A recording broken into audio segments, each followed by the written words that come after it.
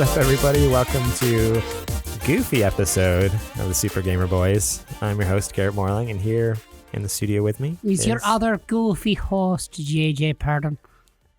When I'm feeling quite goofy today, I'm half asleep. I haven't had my caffeine in a while. I need some coffee in me, quite bad as it were.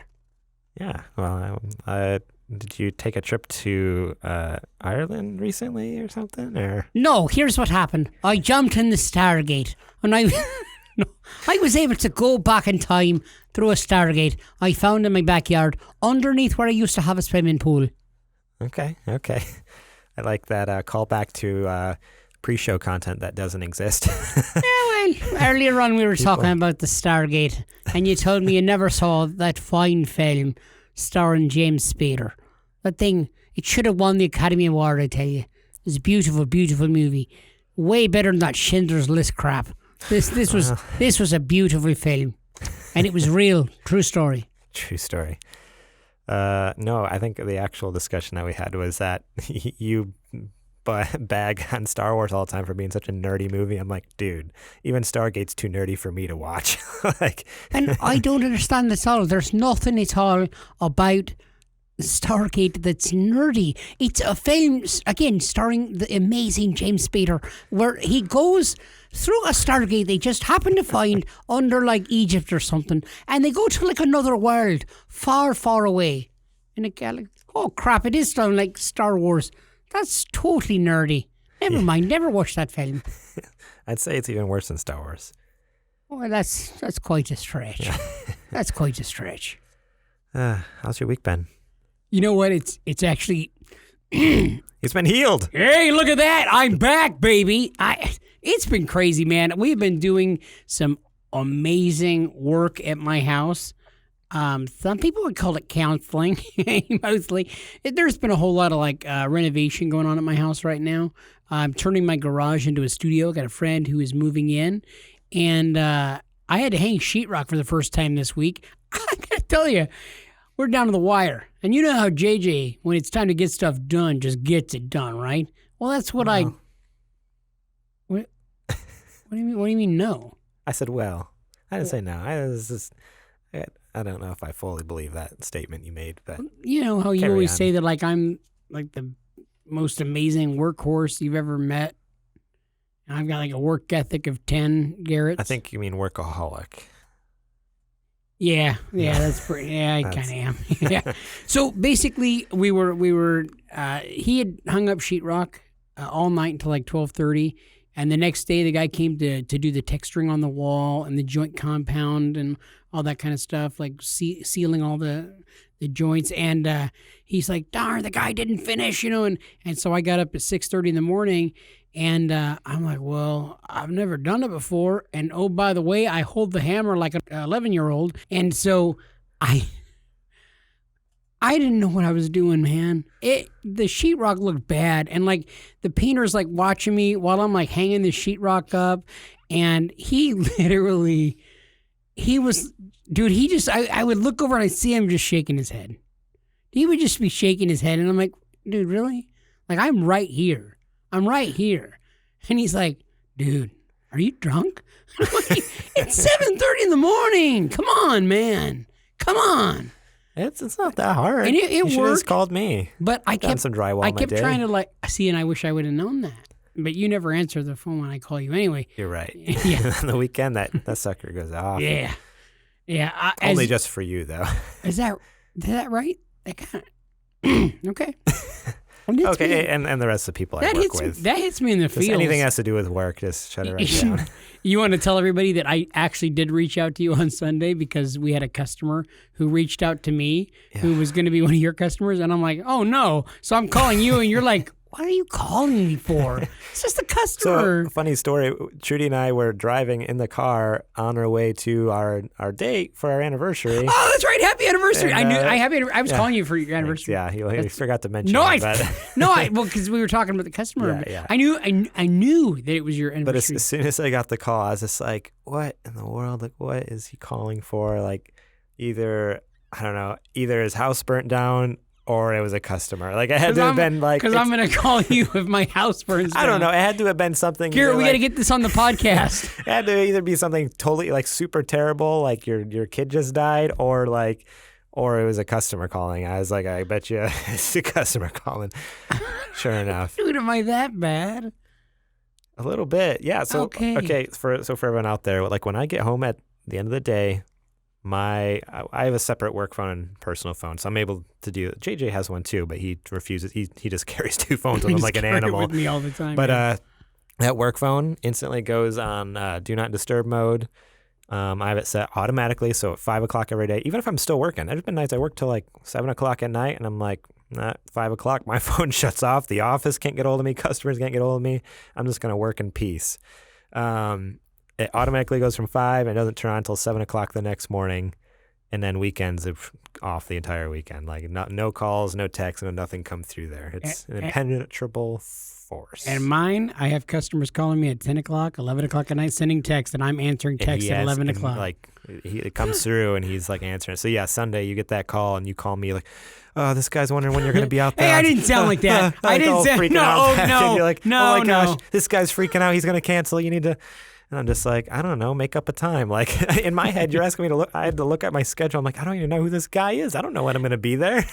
I know all of my schedule all the time. So I looked at my schedule, and there's no time frame. I'm just like, I don't know, like maybe 2 to... I just made something up. I'm like, 2 to 4? And you're like, okay, I'm going to tell you. You do that. I'm going to go watch my movie now. Because you got to admit, you went and you took care of the guy today.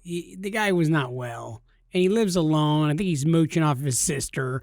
And he just doesn't have a car or a bicycle. I think he just stays home all day. A little bit of a freeloader situation. So he tells me when he calls me on Sunday and he's got this emergency, like, hey, what time are you coming tomorrow? And I'm like, I don't know. He's like, I want to know if I can sleep in or if I need to, like, be prepared early. What time are you coming? I'm like, I'm not going to be coming. It's going to be Garrett. And he's like, can you give me Garrett's number? And I'm like, oh, that's not going to happen. I'll call Garrett. I'll figure it out. You're a lifesaver there. Dude, there was part of me that thought, oh, this would be so great if I gave him Garrett's personal cell. Not the personal cell, no. Oh, yeah. I don't even give customers my work cell. I basically have the work cell so I can call you in the office. That's pretty much it. I've legitimately had customers like say, hey, can I get Garrett's number? And I'm like, oh. He doesn't have a phone. I don't. We just holler at him when we want. We just say, hey, Garrett, and like eventually he gets back to you. He's carrier pigeon is what he uses. Ironically enough, I don't like talking. and this guy is coming from a world famous podcast. You host a world famous podcast that is so famous that people could even visit us on Patreon. Yeah, we do have supporters over there. Patreon.com/SuperGamerBoys. You can support us over there for just $1, just $2, $3, $4, $5, whatever you want to do. Or $50. Or $50. We have a whole gamut for all of the financial situations that you may find yourself in. Right. If you support us over there, you get some cool stuff. We get some cool stuff, and we get to make you more cool stuff. So... it's a win-win-win, 3 times the winning. We're trying to do everything we can to make the Patreon tiers just bigger and better. We are all the time talking about what can we offer? Yeah. What can we offer? Like your firstborn, and I don't know why Garrett was so quick to say okay. I like my firstborn actually. Maybe the second one. The first one I'm coming around on. Yeah, kind of. Yeah, you're like I'm kind of getting a little bit of the feels for him now. He's a little attached to him. No, but I mean we're always talking about what can we do. So like I mean you can get yourself a virtual high five if you support us on Patreon. It really helps us to be able to bring you cooler and bigger content, to be able to go out and watch whatever the cool new movie is in the theater and then be able to talk about it here on the pod, or to be able to go and get like an incredible game, be able to play it and review it and then tell you guys about it and tell you about how much fun we're having playing the game you helped us buy. Or you could have what our producer, Matt Lou, Big Matt, we call him M-Dog. M-Dog gets his toes done every once in a while by Garrett here in the studio. And it is kind of weird because of all the awesome eye contact. But, I mean, that's what we're doing. We are a full-service podcast. Yeah, we're getting there. So we've actually been in talks about upgrading some of our tiers. We've, had our tiers are pretty basic, but we're still young. We're not even a year old here. We're just little not even toddlers. We're just little infants here crawling around doing our thing on Patreon over there. Yeah, we could almost get up to the point in another couple of months we're going to do Mannies and Petties. You know what I mean? But no, we've talked about, trying to bring you guys more cool stuff in that. So stay tuned in the next few months. Maybe we'll be updating those, and tiers might be changing up, rewards might be changing up, and we'll announce all that, especially to the people supporting us on Patreon. That way you're not like, hey, why don't I have this perk anymore? Why isn't my name in the show? Like, if things change, we're going to keep everyone informed. But I just want everyone to know, like, we're talking about trying to figure out how to do more cool stuff. Absolutely. And also a big shout out to our producer, or is he our sponsor? Or is he our director? Which one? Bill Bird. He's our Big Bill Bird. sponsor. Our sponsor, Bill Bird, is so awesome. I don't know if this counts as one of the tiers, but recently at work, he said, hey, can you scratch my back? And I did that for him because he's a sponsor right here on the Super Gamer Boys. Nice. And I got to be completely honest. If you've ever seen a bear scratch their back against like a tree, it was uncomfortable. Yeah. It was really uncomfortable, yeah. I don't know if I can work with Bill anymore.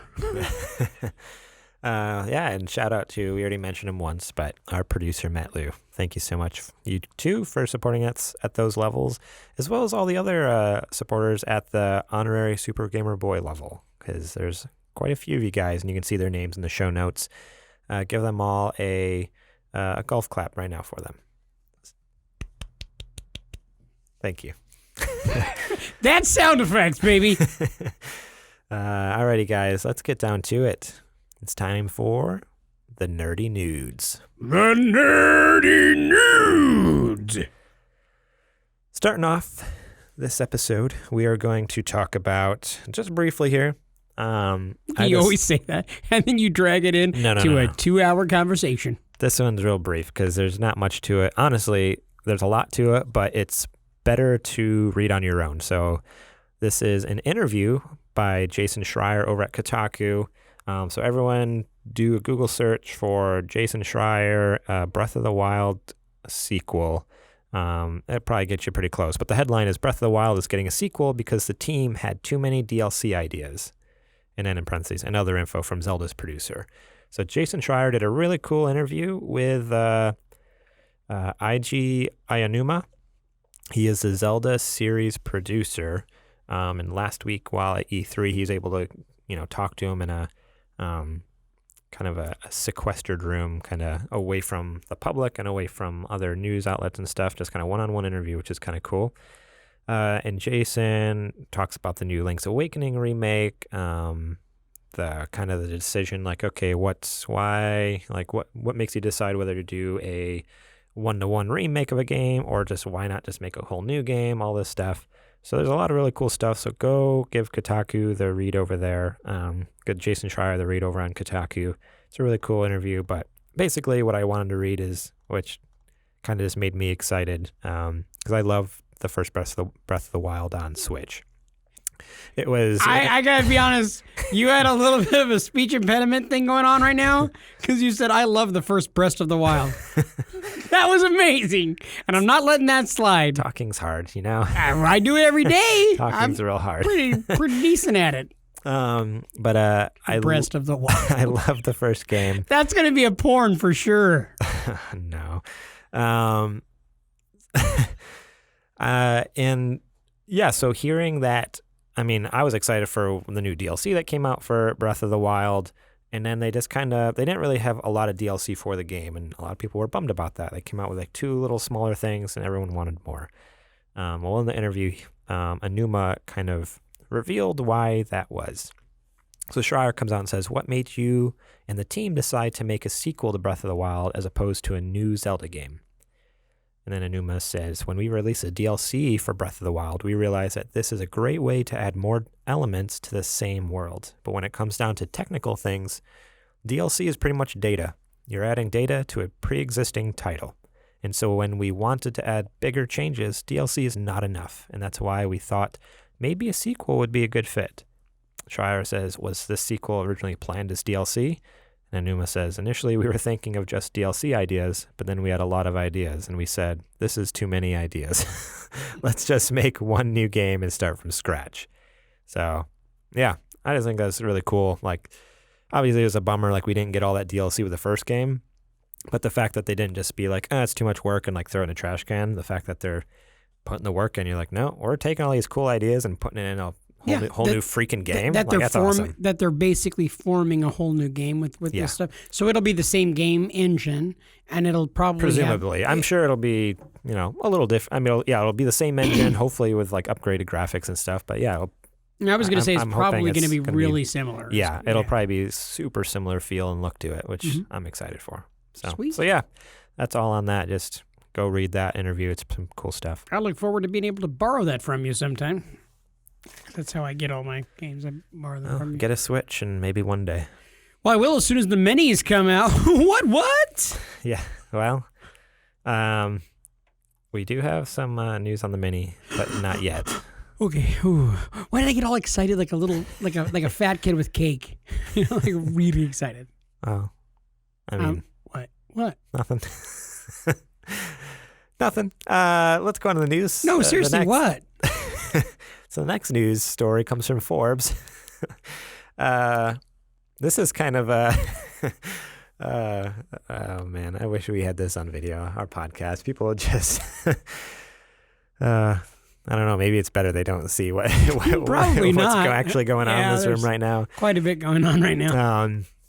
No, so the headline is Microsoft reportedly scrapping plans for one of the two next-gen Xbox consoles. This is by Paul Tassi over on Forbes.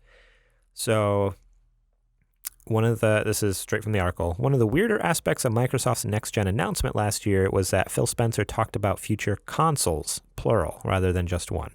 Those two projects were reportedly codenamed Lockhart and Anaconda, with the latter evolving into Project Scarlet. So Anaconda eventually became Project Scarlet, which is what we know from this E3. The high-powered system that Microsoft bragged about at E3 this year, Lockhart, was supposed to be a lower-tier entry-level unit. And as we've talked about back in the fall in our earlier episodes, it was supposed to be the streaming box, essentially. It seems like it's dead. That's what the article says. Phil Spencer has gone back to talking about one console singular, and everywhere that used to mention Lockhart or another console has been scrubbed clean, according to Paul Thurrott. And insider rumblings from E3 seem to confirm the idea that Microsoft is moving forward with Scarlet and Scarlet alone. Spencer claims that when he was talking about consoles plural previously, he was referring to the diskless Xbox One that recently came out. But going back and looking at his comments, that seems exceedingly unlikely, and that he's saying that as a cover now with a wink and a nod. So that's kind of the big news story here is back last fall or so when we first started hearing these rumblings, these rumors, there was talks about the next-gen consoles. Everyone is excited there's going to be the Project Scarlet, which is like the beefy, full-powered system, and then there's going to be a slimmer line, cheaper, maybe possibly streaming box that I was excited to get because I'm like, maybe it'll be like $150, $200. I'd maybe jump into Xbox for that, especially the next-gen console. But now it sounds like that's not going to be a thing, at least at launch. Well, do you think? I think it's probably a pretty good idea because it was getting kind of confusing. Well, they have the digital-only box, and then they're going to have a streaming box and a new Scarlet Awesome box. Why not just have one awesome new box? That's the console. That's what they can focus in on. That's what they can put their attention on. They also have xCloud. Keep xCloud in mind. So with xCloud and with everything that's going on with xCloud, is it really necessary to have a streaming-only box? Not really, because they're starting to move away from consoles with the streaming, where it doesn't have to necessarily be on an actual system. That it can be off of an app and off of any of your other devices, or even off of your current Xbox One or whatever. So, I mean, it's not really necessary to have a streaming box. I think it's smart. Yeah. It's funneling all of their attention in one direction and saying, okay, we got all these other irons in the fire. Let's just get everything going in one direction. It's kind of like how I do, how I'm always in one direction. I'm not all over the place with stuff. Right. Yeah, exactly. Why did you roll your eyes right now? My only thought with that though is like, yes, like I understand the whole like it can be confusing, especially like they even talk about in the article when the Xbox One originally came out. Some of them came with Kinect, some of them didn't. Like there was a lot of confusion, and even now, like with the Xbox One, Xbox One S, Xbox One X, like so at their launch there's confusion, and even later in this, and obviously to us gamers, there's not confusion. But I'm confused in this story you're telling right now because there's so many different things that you're throwing out. Yeah, so obviously, like to a lot of gamers, like this isn't confusing, but it makes sense. Like, oh, this is going to be the launch of a new console at the holiday season. There's going to be a lot of mom and pops and grandmas and grandpas and all sorts of, random people who aren't gamers going out and buying this for the kids. The last thing you want is to open up the gift Christmas morning and you thought you're getting Scarlet and instead you get the little streaming box or something. Like that'd be pretty heartbreaking, to be honest, for if you were expecting the bigger and better one. So it definitely makes sense why, but I don't know. You were saying that it's not unnecessary to have like a streaming box or a digital box. I guess we don't know if it's going to be all streaming or not, but a digital box just because, they do have Project xCloud and stuff. I guess my only thought is, I guess in my head, because like I just said, they didn't necessarily say it was just be streaming. In my head, I figured it'd be more similar to like the digital box. So it would have a hard drive in it. But you also would have the capability of accessing Project xCloud and being a, Xbox, an actual Xbox console. I'm sure like the xCloud app would run way more smoothly than like on my iPhone, like, cause it's, made by Microsoft. It's native on their actual Microsoft hardware, where trying to run a Microsoft program on an iPhone, even though I'm sure they can make the app work like 99% efficiency, but to have that pure, like unadulterated, like power from and like processing intuitiveness or whatever you want to say, like with the software is running on its native kind of hardware there. So I don't know. That's my thought. It's kind of a weird semantics of it. Like you're completely right, but just to play devil's advocate a little bit, I'd still argue very much that a digital box or a streaming box could very much be relevant.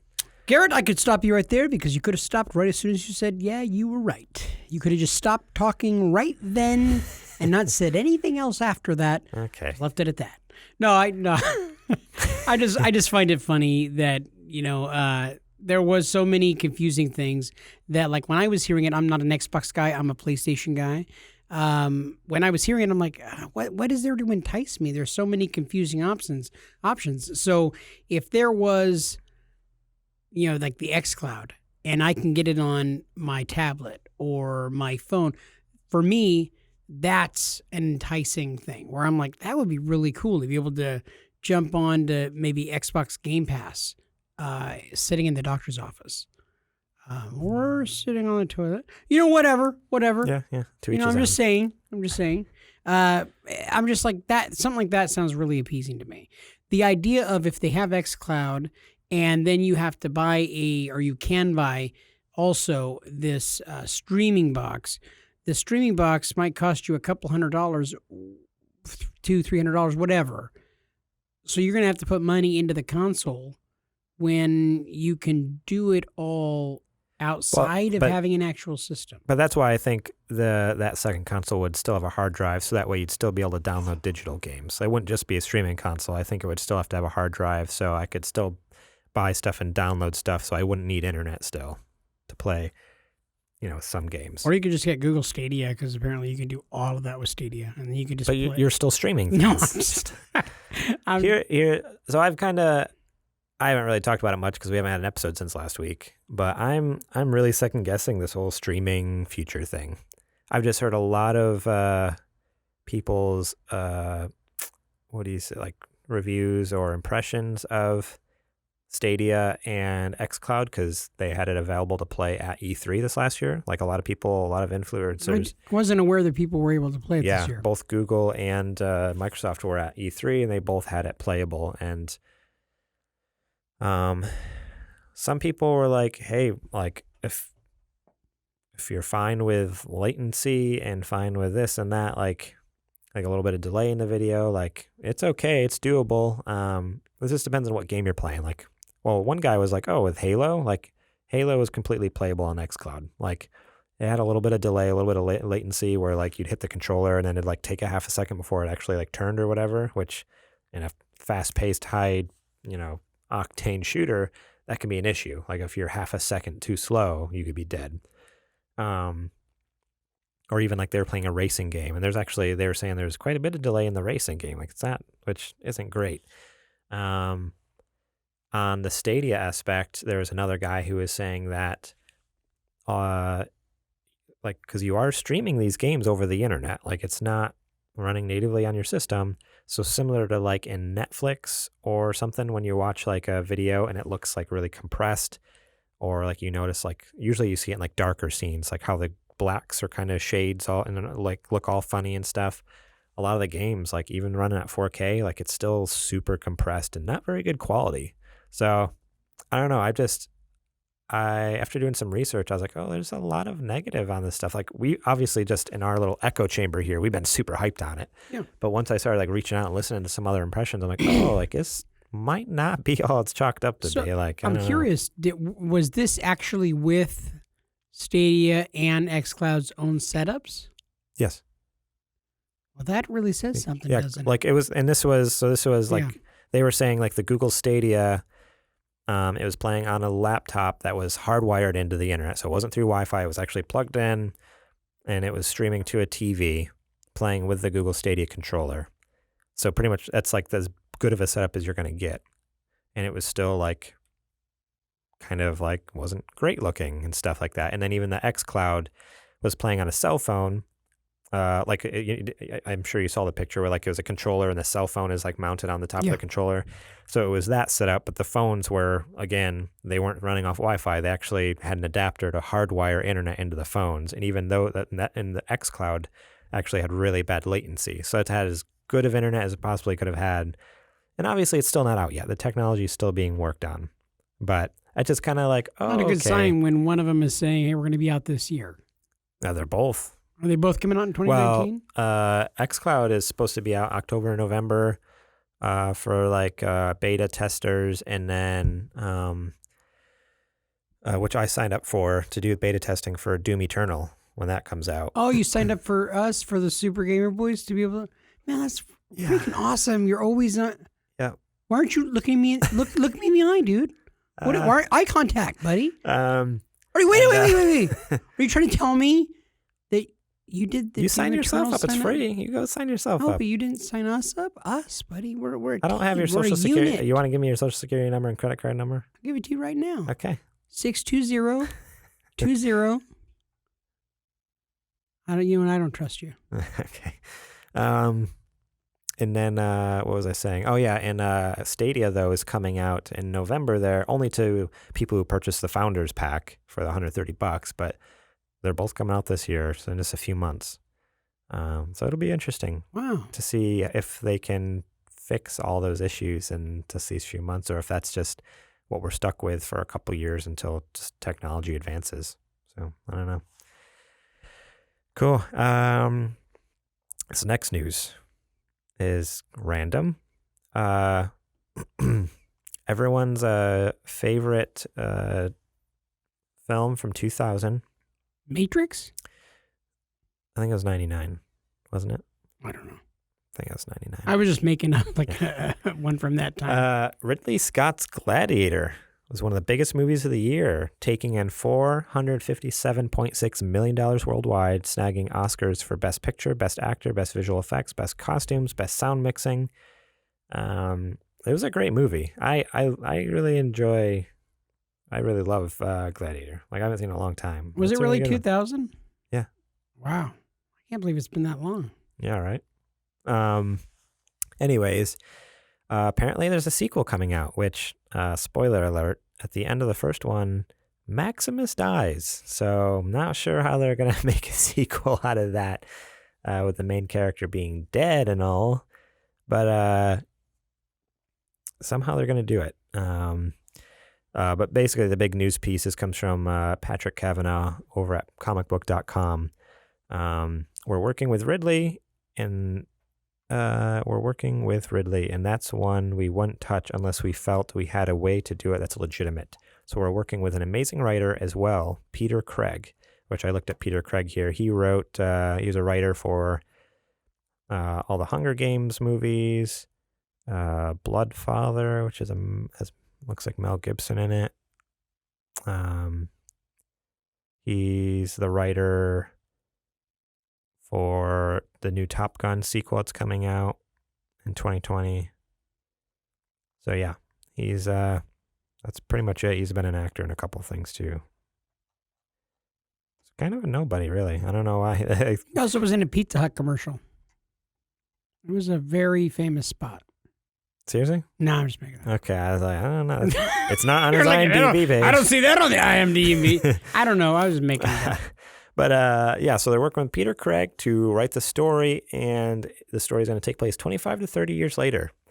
So I don't know. It's going to be a direct-to-DVD sequel. I mean, and I hope not being a Ridley Scott movie. It's going to star some random B-movie actor in the role. I hope not. I really hope not. But here's a little part of the story that I thought was really funny. Where'd it go? There it is. Okay. Despite the lack of details about the project, we can't help but hope Scott will utilize some of the ideas Australian musician Nick Cave toyed with when Crowe asked him to write the script years ago. So for some reason, Russell Crowe talked to Nick Cave, which maybe it's a thing where the actors are the one who reach out and ask people to write scripts for movies. I figured that'd be like Ridley Scott's job as like the producer and director and stuff. But supposedly Russell Crowe, and this is a direct quote from Nick Cave. He was on the WTF podcast. He said, "Crowe rang me up and asked if I wanted to write Gladiator 2. For someone who had only written one film script, it was quite an ask. Hey, Russell, didn't you die in Gladiator 1? Yeah, you sort that out." So he goes down to purgatory and is sent down by the gods who are dying in heaven because there's this one God. There's this Christ character down on earth who is gaining popularity.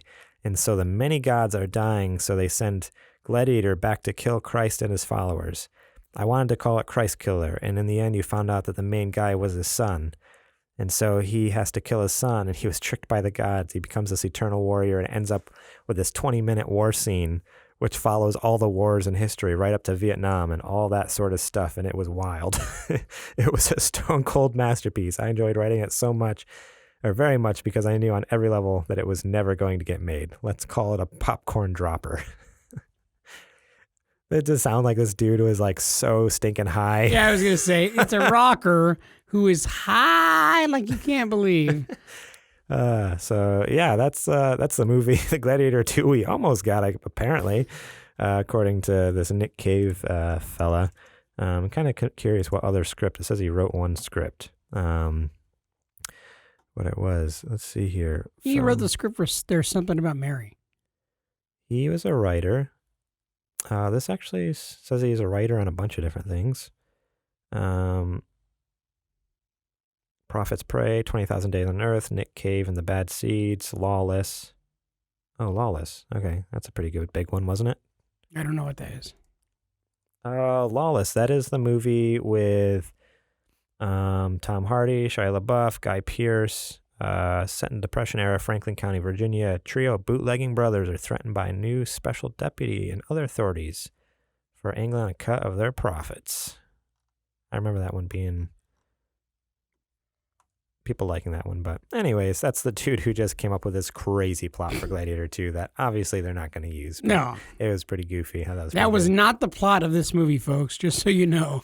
If you're tuning in late, I don't want you to think like, that's the plot of the new Gladiator. This is Gladiator 2. That sounds like crap. Like gutter trash crap. Yeah, it's pretty ridiculous. Um, okay. Well, yeah, we're so behind the scenes here. News stories, still real hard to come by any good news stories. Let me tell you that. People are still hungover from E3, so there's not a lot of cool news stuff coming out. There was a whole lot of cool stuff that happened this week, and it may or may not have been newsworthy stuff, but like later on, we've got an episode of LIUsing Reviews where we talk about one of the greatest films of all time. So stay tuned for later on as we talk the Nick Cage classic, Con Air. Yeah, buddy. That's coming up at the end of the show. So tune in then. Stay tuned. Stay tuned. Stay tuny. Please don't tune out. Don't leave me. Don't leave me here with him. Please don't leave me. That's not the first time you've said that about me, dude. I'm starting to get a little offended. Yeah, well. Next part of our nerdy nudes. I'm having a hard time talking tonight. I'm so sorry. You know what, guys? He just recently got onto the CBD oil. And true. What? Dude, it's legal now. You can talk about it. I know it's legal. You know, listen. You could tell everybody he recently picked up his first vape pen, and he got I'm not something cool enough to have a vape pen. In my story, you are, dummy. Okay. So he picked up Fruity Pebbles, is the name of the CBD oil that he got, and when he puffed on it, the light came on the little the vape pen, and literally as he's blowing the vape smoke out, Ripping he said, that cotton. "Yeah, but dabba doo, Dino loves you." I was so proud of you, man. Like I just feel like you grew up. You got a lava lamp in here recently. Garrett, you are a changing, my brother. I wouldn't mind popping a lava lamp in here. It'd make recording a lot more exciting. Are you saying it's not exciting? Like, be here with me? It'd just be nicer to look at. Hello! How am I not supposed to be offended by that? I even, shaved today. And I'm shaping it nicely. I am pleasant to look at, Garrett. Not as pleasant as a lava lamp, obviously. Yeah. You understand, right? Oh, completely. I would lava lamp too. Beat everything. They do. There's very little that beat them out. So, the last news story here: Nintendo Switch Mini cases are on sale, but they don't confirm new Switch is real. This is by Tom Marks over at IGN. So this week, Chinese online retailer Hansen started listing cases, screen protectors, and other accessories for a system called the Nintendo Switch Mini, presumably the long-rumored smaller Switch variant that has yet to be officially announced. It turns out that while these products may eventually be real and purchasable, the Switch Mini product shots shown on the Hansen site are almost certainly not. In fact, these listings seem to be based on Hansen's own speculation, according to an email Hansen sent to IGN. So IGN actually reached out to Hansen directly, like, "Hey, how are you selling these products? Like, what do you know that we don't about the Switch Mini or whatever?" Hansen basically came back and said, excuse me, made it clear that the retailer can't represent Nintendo until when their new machines will release to market. If you can't tell by some of these quotes, it's obviously translated. It was Google translated. Yeah. Not professionally done. So it's a little confusing, some of these sentences, but it says, even if these accessories will eventually be real, the Switch Mini in their product images is almost certainly not. So if you go to the Hansen website, there's actually pictures of what looks like a very convincing possibility of what the Switch Mini is going to look like. It's actually kind of cool looking. But obviously no one knows for sure what it's going to look like. But Hansen is banking on it looking pretty similar to that because that's what they're designing all their new products off of, is this potential concept art that they found online. I don't know if you've checked out the actual website. I did. What is I should show it to you. Was there prices on there for some of those cases and stuff like that? Yes, there was. Let me bring it up here real quick. They had. Because I'm going to make a determination on how cheap the cases are. on how cheap the consoles are. No, that's no correlation. It has no there. correlation No whatsoever. correlation. I was just hoping. Cannot be reached. Well, it was there the other day, so they must have taken it down. So they had Nintendo calling and like, probably. hey, you need to take that down right now. Yeah, take it down. That site is not there. So wow. If I remember right, I want to say like it was like I don't know, $20 for a case, $25 for a case, which that's like what I spent for mine. So I'm thinking that they might have had like somebody from Nintendo call and be like, "Hey, check it out. You're gonna take your website down right now before we come over there and smack you over the head, with like a wet mop. You understand me? You take it down right now. Want to go after your family. Want to go after whatever you got in your house, in your bank accounts. Yeah, stuff."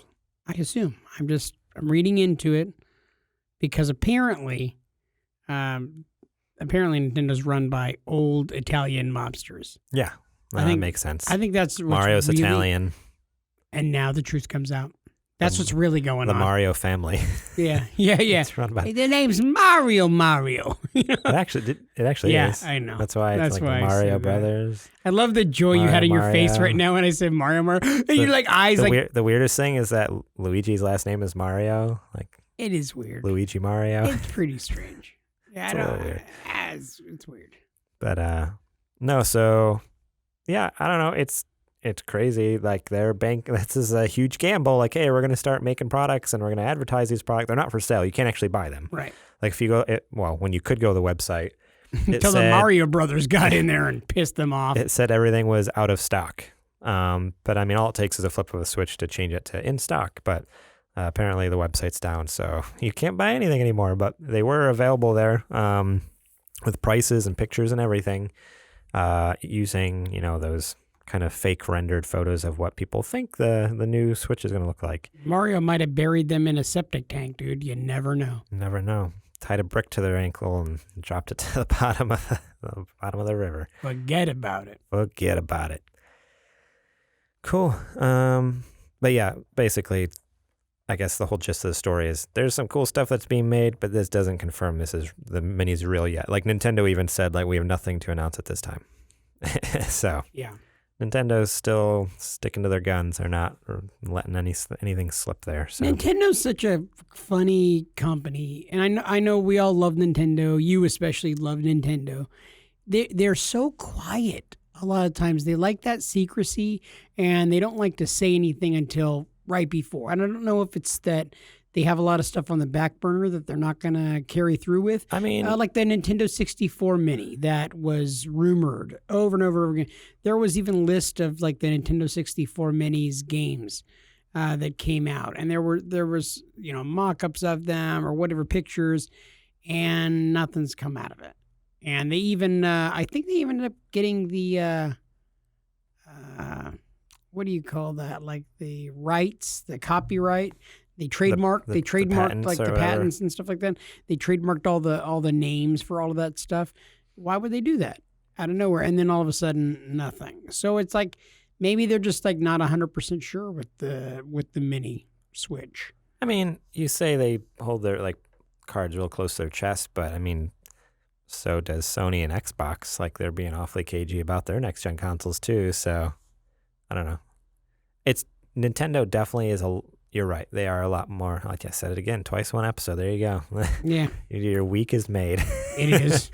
You're right. Nintendo does actually tend to be a little more, closed off than the other companies, but it's just a video game industry thing where they all are. Like they're all like that. Like they're not gonna. There's no reason to get everyone all excited for something to fall through later on. Like unless they're 100% sure, I'd rather them be that way than because there's been times where, even Xbox with this other console, suddenly they're not talking about it. It's like they got a lot of people excited about this potential other thing, and then it's like, no, that doesn't exist. What are you talking about? I'm like, wait a second. Like trying to Men in Black, flash, flashy thing. Or like Jedi mind trick. Like you don't remember anything. Like I don't remember anything. Yeah, Gary, you you surprised me because you pulled out some pretty cool news stories this week when I did not see much of this coming down the pike. And I thought this is kind of a quiet week for news, but there was actually quite a bit of good solid stuff this week. But I think I'm most excited about your announcement about the upcoming sequel, Breath of the Wild. Oh, no. Super Gamer Boys produced. It's going to be amazing. Starring J.J. Purdom. It's going to be me topless. That's it. Yeah, that's not good. Not good. Oh, no.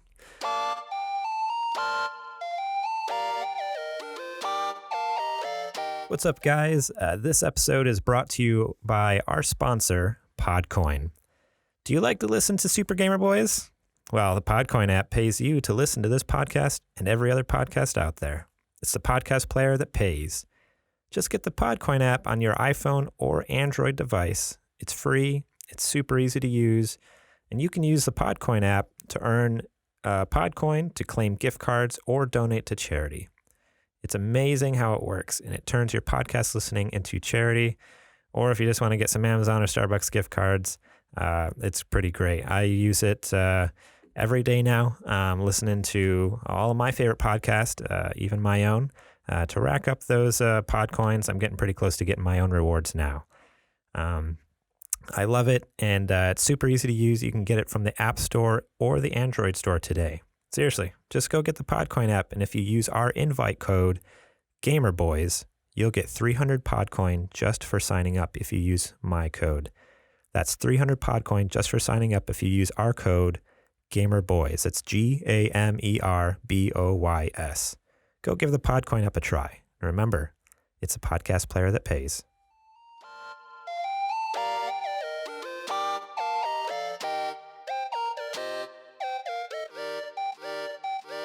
Okay, guys, let's get into new releases here. So the only game newsworthy, noteworthy, that's just worthy in general of any sort of praise this week, worthy of all the praise, if you ask me. The best kart racer in all of history. Mario Kart. Better than Mario Kart. Garrett, don't blaspheme. I'm about to. Okay. say 10 Hail Marys for me. We're not Catholic. We don't do that. Yeah, I didn't. Okay. I don't even know how to do that. Me neither. Okay. Crash Team Racing Nitro Fueled came out on the PS4, Xbox One, and Nintendo Switch. Oh, Garrett, you couldn't look.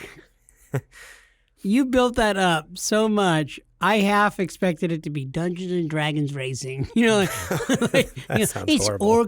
orcs versus dwarves. Oh goodness! I half expected something like that. Crash Team Racing, Nitro Fuel. This is. It's a remake of the original PS1 version. Okay. And it's beautiful. Like they did. So we're gonna go right into what you're playing. I'm going first again this week because I played this game.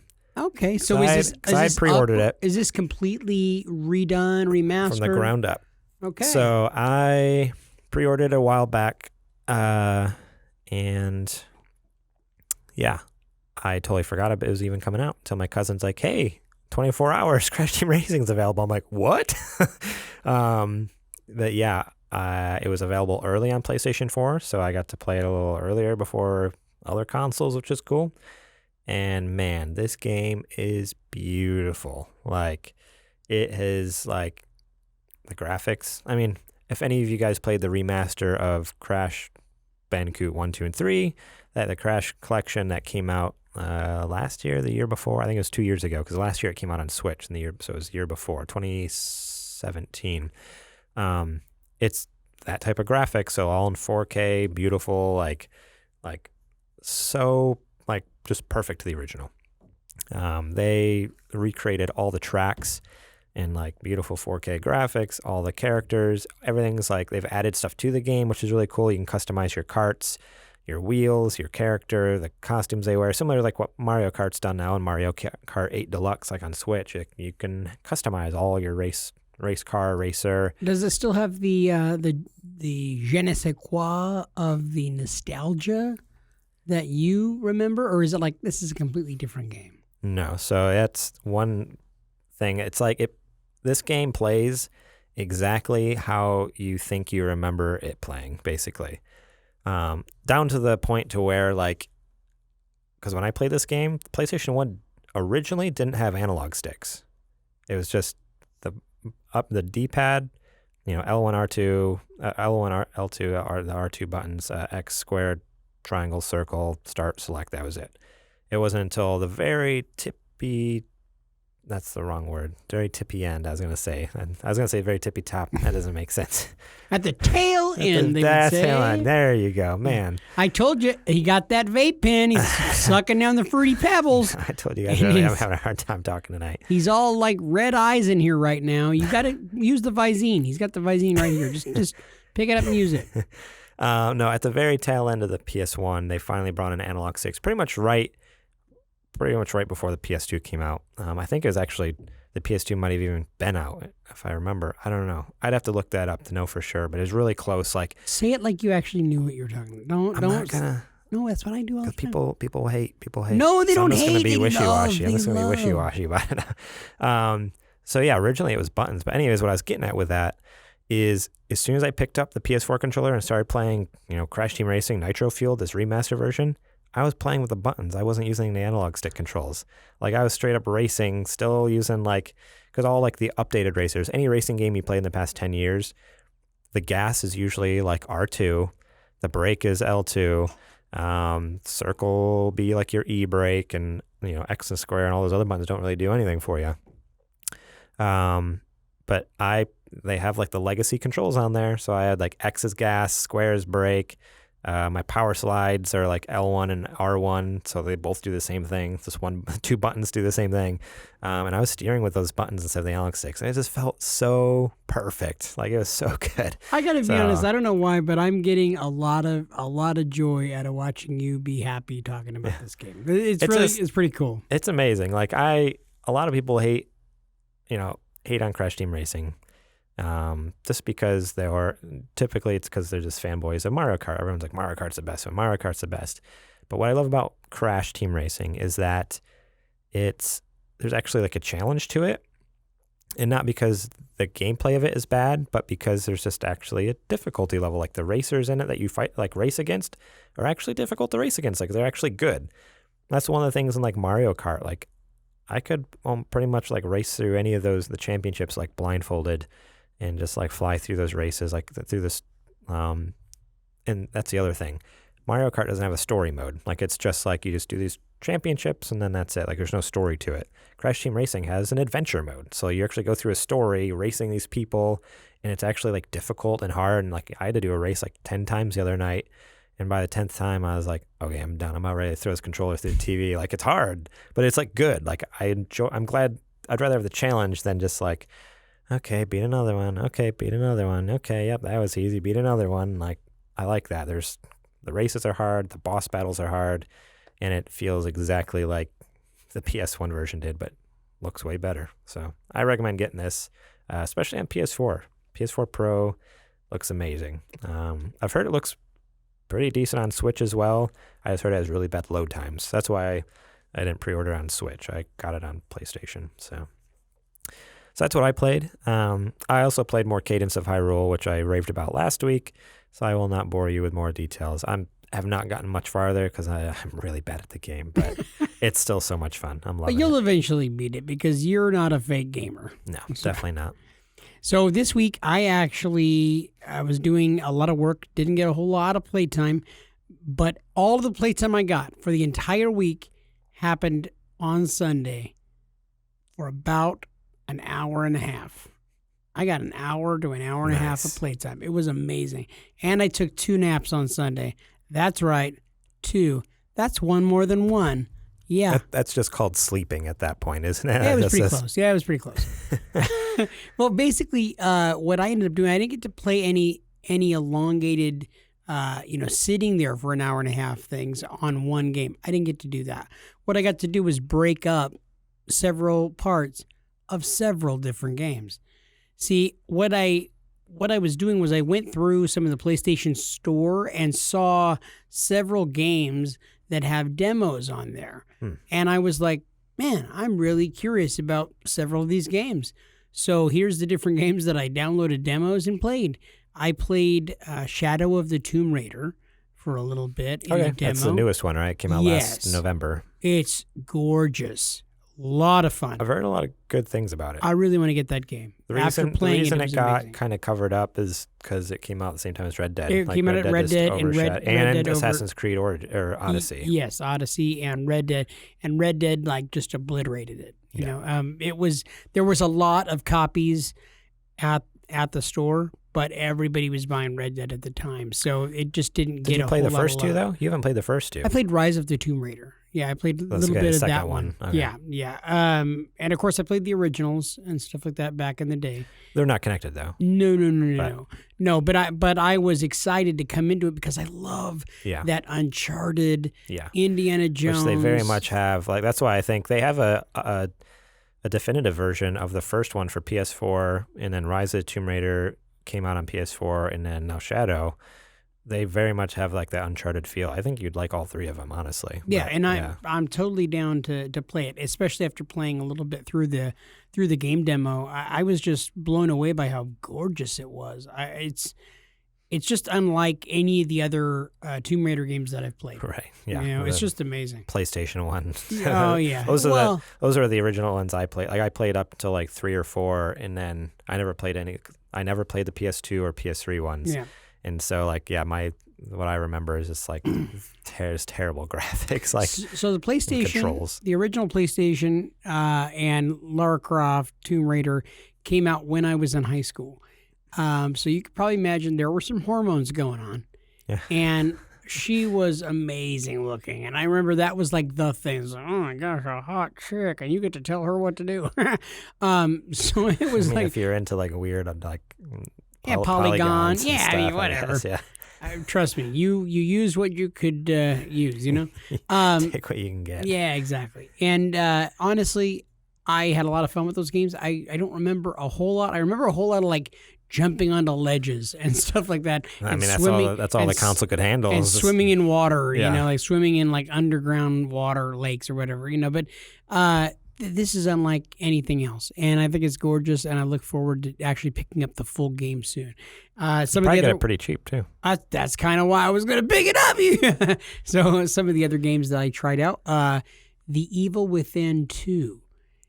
And if you played the demo or played the game at all, have you seen the trailers? I've seen the trailers. I've never touched it because I just never played the first one.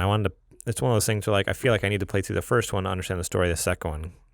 So I've watched the trailers and it looks scary as heck. It looks terrifying, but it's very scary. It's very jumpy. That's the same guy who is making that Ghostwire Tokyo. Very cool. It's the same guy. Very cool then, because I didn't get to play a whole lot. I probably played 10, 15 minutes of it, but it's fun. And I actually chose to stop because I was worried my kids were going to get scared by how scary it was. Yeah, right. What? It could happen. No, actually, I chose to stop because I didn't want to ruin any more of the game for myself. That I was like, this is fun. I want to try to play this in the future, so I'm going to stop right now. And then the other thing that I played was because the kids were taking over the PlayStation and playing what's that game called? Fortnite or whatever.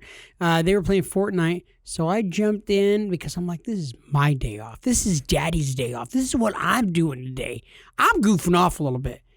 I got to play through Halo on the 360, the remastered original, and I believe not remastered, no. Not remastered. I guess that's kind of a wrong. It's the new collection of the Master Chief Collection. That didn't come out on 360, I don't think. I could be wrong. I think if you're playing on 360, you're playing the original one. Because 360 is backwards compatible. You can play Xbox games on there. I'm playing the Xbox 360 version of Halo. It might have just said it Xbox. I don't really know. It's amazing. It's a lot of fun. And it is very blocky and choppy compared to what we have now. It's definitely an older game, But I was really okay. Yeah, they have an anniversary version. It's the anniversary version. That's what it is. That's what it was. That's what it is. And is it up-resed at all or no? It actually looks really good for being an older game. Like some of the ships flying around and stuff like that. They might have up-resed it a little bit. But I'm gonna tell you honestly because they totally up-resed it. Okay, I'm looking at screenshots here. It did not look that good in the original. No. So the great thing about this is that I'm being exposed now, and this is thanks to my friend Brian Bernard, who sent me several of these games that were from the 360 era that he was not using anymore. And I absolutely love the lore behind Halo. And I mean, obviously, they've gone on to make movies out of it and everything else. It's a really cool story. The Halo games, I played like a little bit of 2. I never played the first one. Actually, that's a lie. I played a little bit of the first one, a little bit of the second one. The third one is actually the first one I played. I played the third one first. That was the first game I got on my 360. And I always loved the story. And the multiplayer was always obviously the biggest draw to it, like doing LAN parties. So everyone bringing their Xboxes together in the same room, bunch of TVs, and like doing stuff like that was always the big draw, like playing online multiplayer with people. But yeah, Halo, not a bad game, but not enough for me to buy an Xbox, that's for sure. Alrighty, guys. Let's get into the last couple segments here. First, we're going to hit up our question of the show box. Okay, here we go. I'm going to pull a question out of the box here. Okay, opening it up, and inside it's okay. I love the sound effects on this show. This is from Daniel B. Oh, Danny boy, the birds are buzzing. That's exactly who it is. I bet the guy from the song. Is I don't it? know that for sure, but Danny boy? It might be. Daniel, what's up? He says, new listener here. Love the show so far. Y'all are Wait till you listen to this episode, Daniel. Y'all are most of my Podcoin so far. So he must be a listener on the Podcoin app. Shout out to that, which probably sponsored this episode. So go check them out. They definitely will. We love Podcoin. It says, if you could be any superhero from any brand, so like Marvel, DC, I'm sure there's other ones, but Dark Horse maybe, some other ones I Image. can't think of. Is that one? I don't know. Yeah, me neither. No, I believe that's the one where the amalgam where they kind of got together, DC and. Oh, okay. I don't know. I could be wrong. If you could be any brand and pick your so if you could be a superhero and then pick your super villain, who would you be and what villain would you want to fight? Oh, Daniel, that's a really good question. That is a very good question. So, okay, so you can only pick being one hero, and then you pick one villain that you would fight against. Well, the first thing that pops in my head is whomever I picked, I'd want to pick like somebody easy, so I can guarantee myself victory. But I don't think that's true. I think that I would want to have a challenge. If I were to be one superhero, I'd want to be the Flash. I would want to be the Flash, the fastest man alive. That's Barry Allen's the Flash because that's the only real Flash there is, just by the by. And as far as like a super villain that I would choose to be my villain who I would fight against. Man, that's good. It's a hard question to ask. Yeah, it's one of those things where like I feel like I can come up with a hero. The hero part is the easy. villain is hard, but it's like it's a cool it's like a really cool thing to think about. Like it's very cool. You know what? I think it would be kind of cool to be the Flash fighting against Thanos. Okay. For Marvel. I would think that something like that. Interesting. Picking a DC hero and a Marvel villain. Okay. Boom, minds are blown. I know. Mike just got dropped. If it wasn't in a stand, I would totally drop it right now. I'm My hero would definitely, I'd want to be Spider-Man. Oh, you mean the Caped Crusader? Spider-Man, you dummy, not Batman. No, remember that you had no clue that Batman was the Caped Crusader? I think you have that backwards. No. I think you remember I said that the wrong. Caped Crusader, and you said they don't call him that. And I said, yes, they call Batman the Caped Crusader. And you had said he was your favorite. I don't know. Oh, yeah, you admitted that on the podcast. Go back and listen. Episode 3. I think I don't you're know what episode it was. misremembering. No, I'm not misremembering. I love how you change. I love how you do this to me, Moreline. No. Man. So yeah, Spider-Man's definitely my hero, but my villain, that's really hard. Because you want it to be cool. Like, I'm just trying to think what would be the coolest with Spider-Man. Maybe, I feel bad I didn't. I know the answer who I was going to pick and who would fit better against Spider-Man, and I almost picked him, would have been Joker. A Spider-Man against Joker? Against Joker, yeah. I almost said that, but I also don't want to, like, I feel like that's the easy answer, yeah, too. I was though. like, I think that would be really cool. It would be a pretty crazy I fight. believe so, yeah. But it also, it's because like Joker such an is the easy very answer. best villain. Let's just be completely honest. Oh, yeah. Easy. Okay. I'm going to go with this. Spider-Man versus Poison Ivy. Ooh, bringing in the ladies. I'm loving it. I think because they both, Spidey has his webs and super strength and everything. Spidey senses, but Poison Ivy has the breath of the wild. Has control of vines. Very similar to like the webs and stuff. Like she's able to not necessarily swing from them, but she's like she can control things with the webs. She can try to like grab Spider-Man out of the air. She has her poison. She has all sorts of stuff. Like she can use all the plants and everything like that. I just think it'd be a very kind of a really epic fight, actually. Interesting fight, like with her using similar but different types of powers, like him using his webs and strength, and she's using, her vines, and then like different types of her strength in a different way, from poisons to carnivorous plants and stuff like that. I think it'd be kind of cool. It'd be very cool. That's my pick. All right. I think that Poison Ivy might kick Spider-Man's butt. I'm just saying. Not when I'm Spider-Man. Wait, do I get to be Poison Ivy? I would love to wear that outfit just once. We're going to have to do a mock-up of that. Oh, no. We're just going to tailor in here. Please, no one do any fan art of that. I do not. Oh, my gosh. Please do fan art of that. If anyone tags me on Twitter with a horrendous drawing of JJ. Or you want to do a horrendous drawing of me as a fat Flash against Garrett as Thanos? That'd be pretty fun, too. That'd be pretty sweet. I basically look like Thanos. Oh, you're like a Greek god, dude. You're so built. just missing the purple skin. Yeah. Cool. It's time for LIUsing reviews.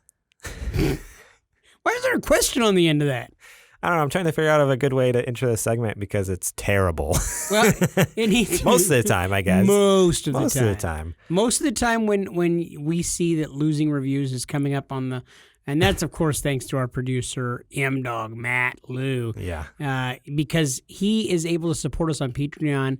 He's able to literally help write the show by coming up with his own segment. Torture us. Yeah, and so his idea is to take movies that are maybe not necessarily cult classics or good in any way normally, and like he forces us like with toothpicks, holding our eyes open, watching these films, and then we come onto the show and then talk about them. This week we were able to look at the beautiful film Nicolas Cage's another Nick Cage 97 classic Con Air. Heck yeah. This movie had everything that you could possibly want in a movie. I watched it last night because we both actually watched it last night, Sunday evening. I finished the movie at midnight, watching it with my wife. My wife watched it for the first time. This movie is Oscar nominated twice. Was it? Yeah. It was so much fun. Look, I don't know if you can necessarily say man, what a great film. This film was so good. I liked it a lot. I thought it was a lot of fun. I remember it being a lot of fun. And one of my favorite, like, decadent pleasures where you're like, there's some cheesiness to it, but like, Yes, dude, very much. I loved it. Yeah. I loved it. And you know what was really great that I forgot all about? The comedy hit on so many levels. Dave Chappelle was in this movie. There's so many like huge names in this movie. Now it was starring Nicolas Cage, obviously, Nick Cage, Nicky, as some people call him. No one calls him that. No, I'm pretty sure that people call him that. Look that, Google that. But it also starred as the bad guy, Cyrus the Virus, John Malkovich. John Malkovich is such an incredible actor and plays crazy like nobody's business. No, yeah, John Malkovich, and he looks so young. Oh, he does. Also, as the Diamond Dog, Ving Rhames. Ving Rhames, at the height of his powers, this dude was like this like black militant monster in this movie, and like you were afraid to mess with him. He was just there. All of these guys are crazy, just completely crazy. Steve Buscemi as Garland Green. This is like creepy. This is like the creepy guy who like eats people. Yeah, so towards the end of the movie, because that's part of losing reviews. We just spoil the movies because they're old and you should have seen them by now. And if you haven't, you can still go watch them, and they're still going to be just as good or terrible. But at the end, he's having that little tea party with that little girl, and Trudy was watching at that point. She's like, "No." I'm just like, my wife, same thing. I'm just like, I was like, they can't do that. They're not going to do that. And then like they disappear. The camera cuts back, and they're gone. And like her doll's on the ground. She's like, "No, that's no." And then like and he's carrying a Ken doll. Yeah, but then and then it cuts away for a while, and then it cuts back, and then he's carrying a Ken doll, and it's just like, wait a second, no. But then like it shows later, like the girl's fine, so it's like, okay, so he didn't eat her, but it was like one of those things like fake you out for a second. You're like, no, he didn't just kill that little girl. Had you never seen this movie before? I've never seen this movie. Wow. Yeah, so I was like, I was so surprised watching it. Like, yeah, Nicolas Cage, Ving Rhames, John Malkovich, Dave Chappelle. I'm reading through this list here of like all the big names because I recognize all these people. Steve Buscemi, Danny Trejo. It's just like totally random. I was like, oh, okay. Danny Trejo is Johnny 23. John Cusack was like the main. Like, he was a U.S. Marshal Larkin, and he was amazing in this movie. I love John Cusack, but there were so many great actors in this movie, and I think Dave Chappelle for me was the one that stood out as he did. Dave Chappelle. He like was a goofy, like nerdy like pinball, and wow, what a lot of fun! He had the best jokes and lines in the movie, and for his small role, he really stood out.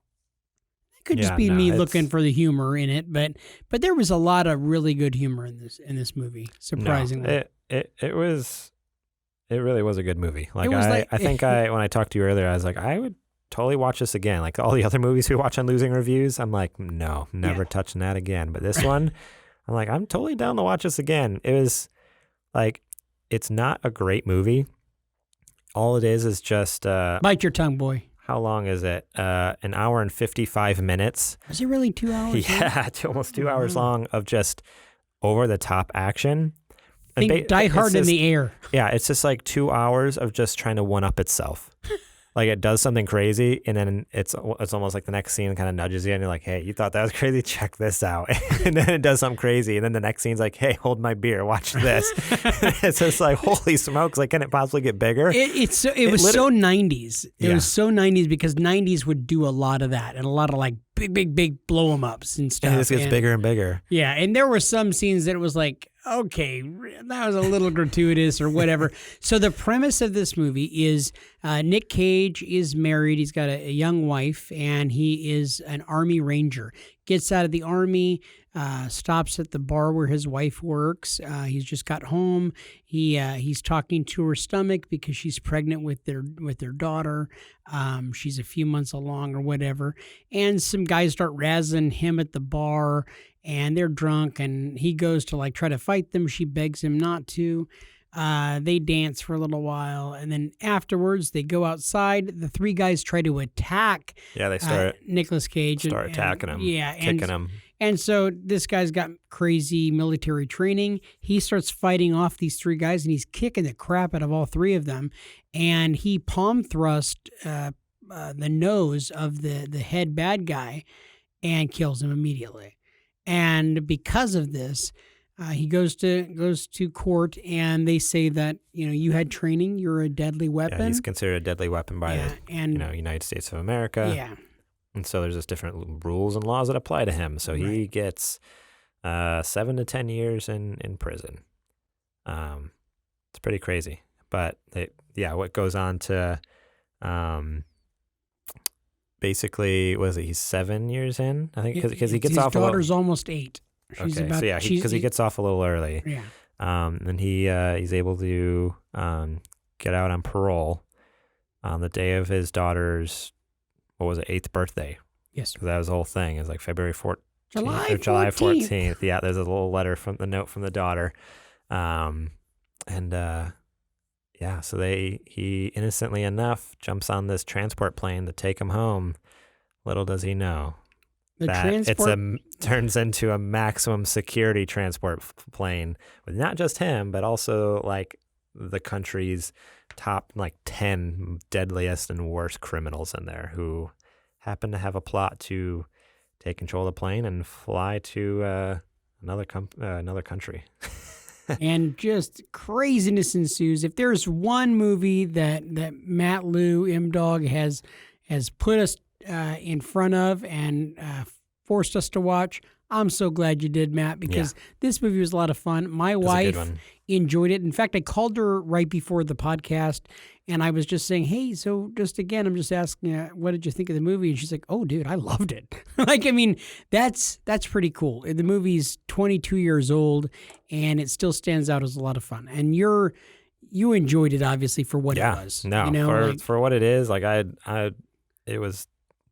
wouldn't say it's a great movie, but it's not like a terrible garbage movie either. Like, it's a fun movie. I would say it's like that happy medium, like, hey, I'd totally be down, like if it was on TV again, or if it was free to watch instead of the $3 we had to pay to rent this thing.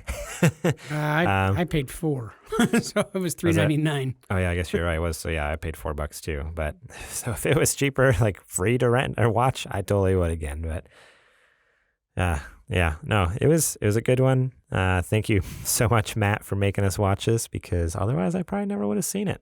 And we also want to make sure we got another Nicolas Cage movie in there, because our last episode about Nicolas Cage did so great. So this episode better get like 1,000 downloads or something. And that's why you guys love the Cage. And I'll tell you what, Nicolas Cage in this movie. Nicolas Cage saved my marriage. That accent? And that's going to be the title of this episode. Okay.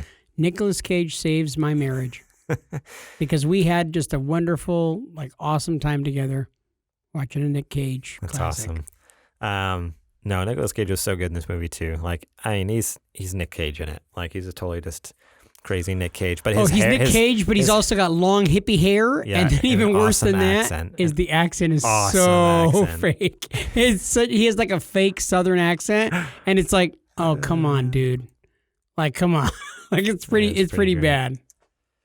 Yeah. So definitely recommend this if it's cheaper than $4 to watch, or if you own it already.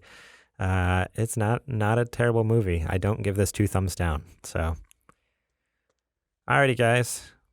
Thank you so much for listening to another episode of Super Gamer Boy. I almost said losing reviews. That's not the name of our show. But it might be if we keep listening to awesome or watching great movies like this. Just screw Super Gamer Boys. Just change it to the podcast of losing reviews and just an hour long of just talking about bad movies. There's too many bad movie podcasts out there. There's a lot of bad movie podcasts, trust me. We just blend right in with everyone else. But thank you guys so much for listening to us. Thank you so much for checking us out over on patreon.com/supergamerboys. If you haven't, go look at us there. Throw us a couple bucks if you have a couple bucks to spare. Just think about it. It's just one day without that coffee. Just one day's worth of coffee. $2. That's cheaper than a cup of coffee. And you can, help us make bigger and better things for you. Review us over on iTunes.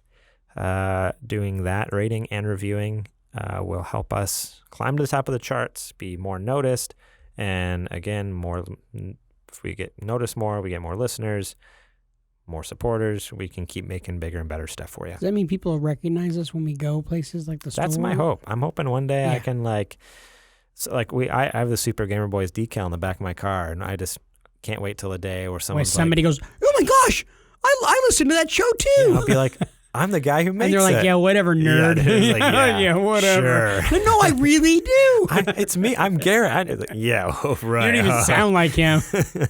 Garrett's a short black man. But if during the week you want to find us and talk to us or see what we're up to, you can call us on the cell phones. Yeah, JJ I keep my phone on all the time. I'm like, don't give it up. No, we're over at supergamerboys.com, Twitter and Instagram at supergamerboys, facebook.com/supergamerboys. I've been trying to get better at posting stuff on the social media this week. How's that working for you? I think I posted quite a few things on Super Gamer Boys. I posted a YouTube video that me and a buddy, we were playing Apex Legends. That video is from like 2 or 3 weeks ago or something. And I'll do you one better. I actually shared a couple of your posts. You're welcome. Saw that. You're welcome. We also announced we're on YouTube. So that's right. If you do not like using a podcast app because you're a weirdo, strange, and you like to sit in front of a computer while you listen to people talk, and who does that without actually being able to see their faces? Because there's not an actual video. It's just a static. It's just our album artwork. It's all you see. But we had a few people like, hey, if you add your podcast to YouTube, we'll listen. Like, some people have like that YouTube Premium. They pay like $10 a month, and you can download episodes or like even listen to just the audio. So, hey, if that's your thing, we are now on YouTube. So please go over to YouTube, subscribe to our channel there. Also, subscribe to us even if you don't plan on watching our stuff or listening, because at this point, our website, our URL through YouTube is like youtube.com/ it's a bunch of like random letters and numbers and stuff. If we can get 100 subscribers, they will let us change it to youtube.com/supergamerboys. So please go subscribe to us on YouTube so we can change our website, and it'll be easier for everyone else to find us. And when we do, we will actually change it immediately, just like I did when it was time for me to change my gamer PSN name. Right. Because we always remember I did it immediately. But I don't know. Now that we have this channel rolling, I'm really excited to. I don't know. Again, like, our support is key. Like, the more support we get, I really want to start making some YouTube content, whether it's, we start video recording our podcast sessions here, or maybe we start making some more streams, or maybe we start making some original stuff. We'll see. But that's why go subscribe over there, and that's the only way you'll know whether we add stuff, because I'm never going to talk about it on the podcast again. Yeah, you could always watch. That's a lie. You're talking about it constantly. We're going to bring it up so many times. Maybe we could always put ourselves on the YouTube, playing like old games, like Atari games, or playing the original Super Mario Brothers. I could just destroy you. Yeah, we can do stuff like that. I just want you to know I will destroy you. If we ever get that stinking capture card, so you can actually like people can see what we're doing. But no, that's the idea. That's what we want to do. Is once we get the channel up and running, and get just one, or really that's all we need for equipment wise is a new capture card. We can be making some sweet stuff for you. So thank you so much to Star Andrews for our logo. Check her out on Instagram at Ground Floor Graphics and Facebook.com/Ground Floor Graphics. That's the end. This is the end of the show. That's it. That's all I have for you. You got nothing left? Nothing. I don't even have an outro. Nothing cool to say. No funny joke. That was it. So. Hey, I can say we'll catch you next time on the Flippity Flop. I think that's where I was going. Okay. I didn't know if you wanted me to end it or if you were ending it. Go ahead. Yeah, you just end it. Go ahead. Okay, bye.